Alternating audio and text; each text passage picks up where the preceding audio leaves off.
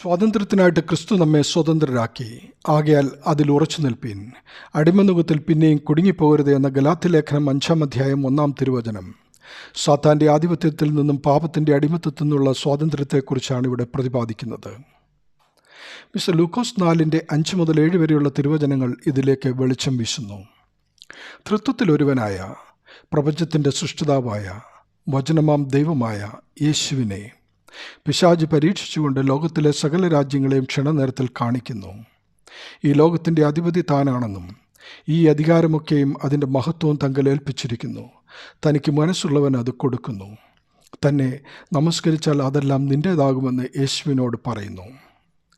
എന്നാൽ കർത്താവായ യേശു അതിനെ അതിജീവിക്കുകയും സാത്താനെ ജയിക്കുകയും ചെയ്യുന്നു.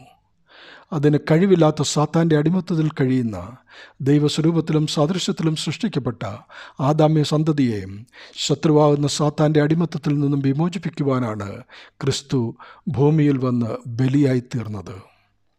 ഇത് മനസ്സിലാക്കുവാൻ സുവിശേഷകർ ഒരു കഥ പറയും. ഒരു കുട്ടി തനിയെ മെനഞ്ഞുണ്ടാക്കിയ ഒരു ബോട്ടിൽ അവൻ്റെ പേർ എഴുതി വെള്ളത്തിലൂടെ ഓടിച്ചുകൊണ്ടിരിക്കവേ അത് ഒഴുകിപ്പോയി.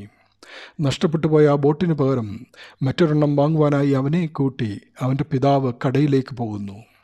കടയിൽ വെച്ച് താൻ ഉണ്ടാക്കിയ അവൻ്റെ സ്വന്തം ബോട്ട് കണ്ടെത്തിയ കുട്ടി അത് തൻ്റേതാണെന്ന് അവകാശപ്പെട്ടു. എന്നാൽ അത് കടക്കാരൻ വിട്ടുകൊടുക്കുവാൻ തയ്യാറായില്ല.